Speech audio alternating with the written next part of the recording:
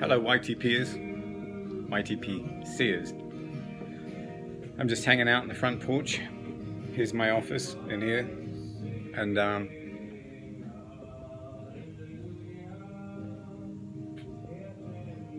at the bottom of the bowl of in my short smoke J. Cackett short smoke number 2,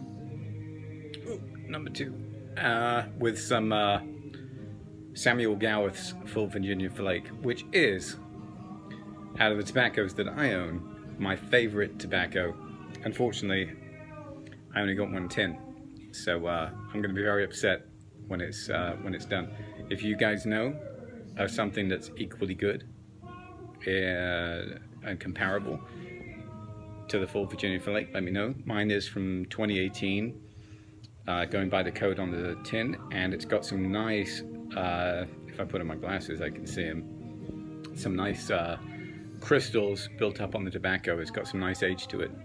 It's just a sweet, lovely smoke. It's really nice, and also, as I said, it's great to like mix a little bit of some of my other tobaccos in there. Anyway, I'm going to go inside in a minute. I'll give you a little tour, and I'll tell you an interesting story. Stay tuned. I'm going to finish this. It won't take long. Okay, so I'm back inside. Let me tell you the story. So I was sat out in the patio it's not a patio, on the front porch through that door. This is my office area in here.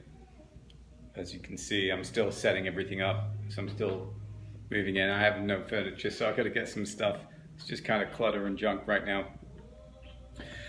So anyway, I'm sat out there. I'm smoking my little short smoke pipe, my J. Cackett short smoke number 2, which is a great pipe. It's awesome.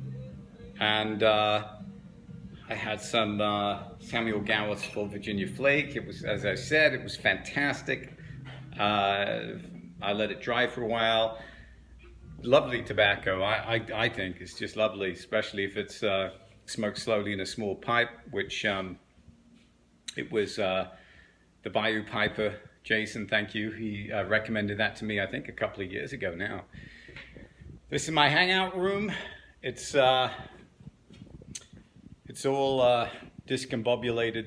I don't have, again, any furniture, but I sprang some money to like live in this place because I've been rather miserable for a while, and I thought it'd be a nice change. So it has a built-in bar, which is probably not a great idea for someone like me, but like we could turn it into a juice bar, or at least it's nice for entertaining. Through there's the patio that I did the video from the other day. So anyway, so I'm sat out there on the front patio.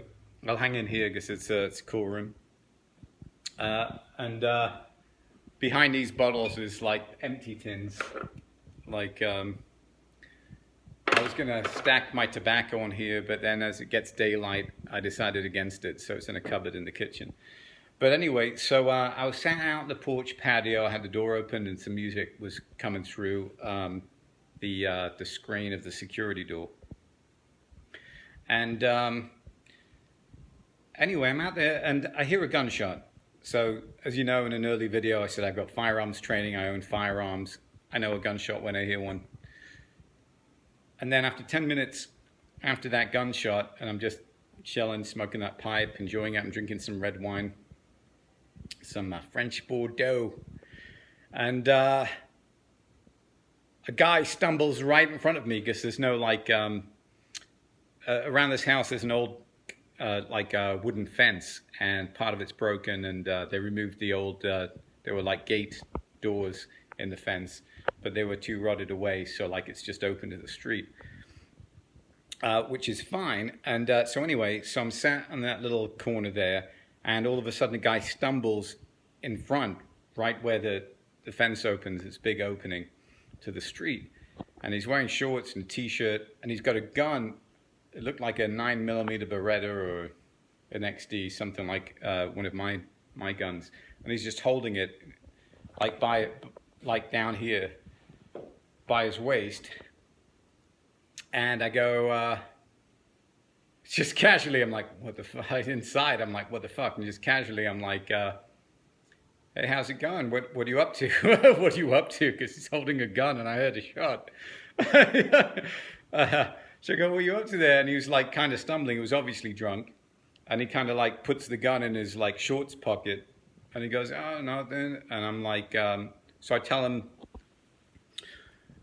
that my dad died in January. That's one of the things I've been going through this year. And I didn't go into details with him, but it was pretty horrible, you know, watching him in the hospital. And then I mentioned how I just felt the need to relate to him because I've been in rough spots and I've not been...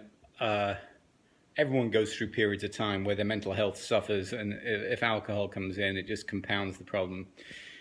And just due to life and the separation in society, and that could be a whole long discussion, but I internally felt that I should just tell him something shitty about my life and relate to him a little bit, because you don't stumble around the streets drunk with a firearm.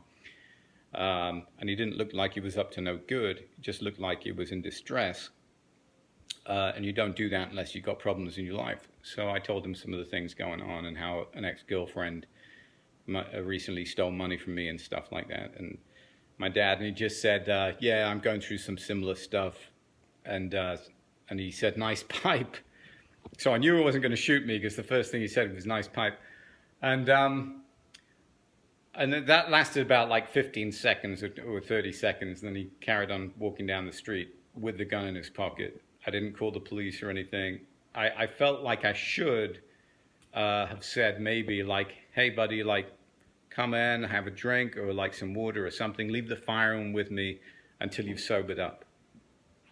You know, I really feel I should have taken the firearm off him if I could until he'd sobered up. He knows where I live. He could come back and get it. That didn't transpire. Hopefully from talking to me, he just realized he was like doing some fucked up shit. Went straight home. You know, passed out, put his gun away. I don't know, but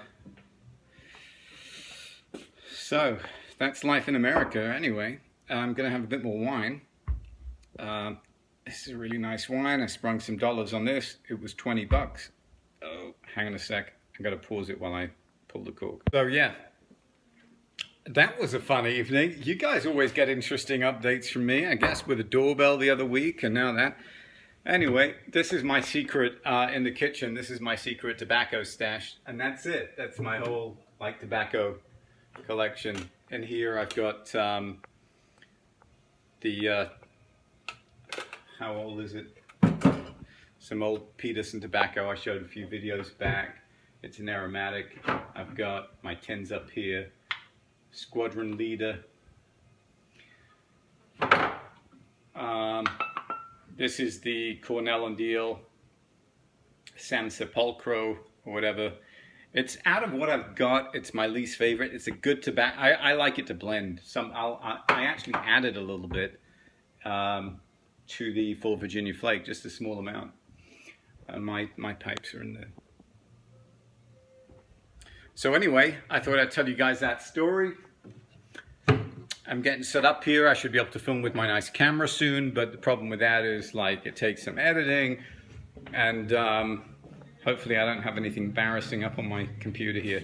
I'm just going to hide my messages, and there we go. I think I can show you the screen now.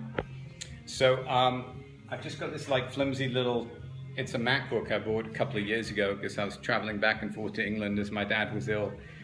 And but it's shit on processing video. So I'll probably sell that. I'll back everything up and I'll sell it and I'll upgrade. And then I'll be able to do like decent videos again. I really like doing video editing, but when you've got a laptop that's not made for it, it doesn't have the power for it. It takes hours and hours just to go through in the timeline and then to render and then to, you know, upload as well.